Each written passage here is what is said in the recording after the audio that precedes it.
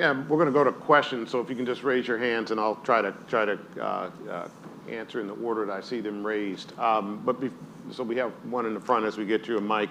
I think it would be good, I think, if you can, and maybe Cory, start with you just quickly, things you wish you would have known. Oh, geez. We don't have enough time. Graduating school, graduating business school, et cetera, that you wish someone would have told you, then. We don't have time to do that quickly, so I'm going to pick. I didn't go to business school. I was a political science major who is now CEO of a tech company, and there's no linear path to that story. So I'll save that for another time. I think the thing that I wish someone had told me is that you spend a lot of time initially kind of thinking about yourself and how you move up the ladder and put yourself in the right rooms and all of that, which is important, but why you are wanting to be in the room is actually more important. And what I mean by that is when I had sort of the realization that my being in the room, I was the first woman at my company. I was the only woman for a very long time. And unfortunately, probably for many of you, if you're going to trailblaze on some of this, you're going to have to get comfortable with being the only of something, if that's the kind of the crusading you want to do. The thing I wish someone had told me is how much infinitely more gratifying it is to represent other people in the room than it is to represent yourself. And I spent a lot of time thinking I needed to be in the room when I made the mindset shift of like, when I get to leave this room and it opened it up so other people came in, that is so much more fun, entertaining, interesting, valuable, and I wish I'd learned that sooner. Great. Same question, Amy. So I might not answer your question. I'm going to answer a slightly different question. Of course you can. Because I'm a rule breaker, which is to say, when I look back at the pivot I made. So I did investment banking after undergrad, and then I went to business school. It was a very kind of traditional path. Mm-hmm.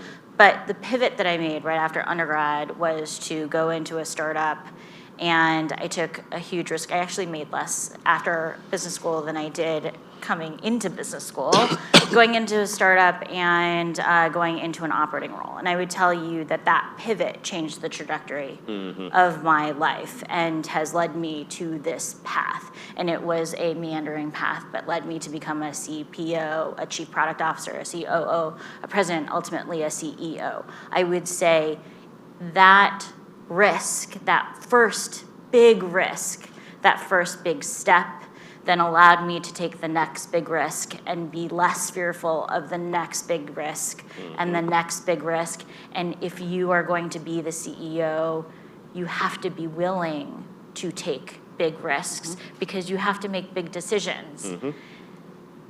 And so take that big risk when there aren't that many other things that are relying on you, because when you have a lot of mortgages and children and other kinds of things that maybe are relying on you and are on your shoulders, it's harder to take those risks. I know. So take the risks. Start to take those risks early. Great. Love it. Take the risk. Shannon, any thoughts, words of advice for our students in the audience? And I'm going to go back to your in the room team because I liked it.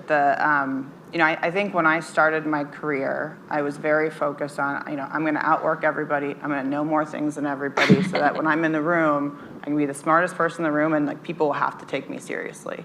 And I think what I have learned is that the goal is not to be the smartest person in the room. The goal is to surround yourself with people who are much smarter than you.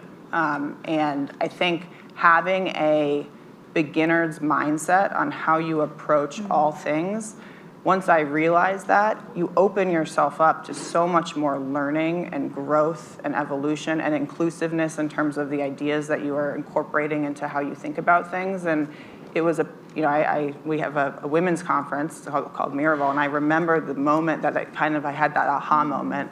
Probably there were a lot of mentors in my life trying to bang that into me prior to that aha moment, and it just clicked at that point. But it's been really important, not just for I think my own growth, but just my mindset that I bring to problems and the environment I create for the team around me.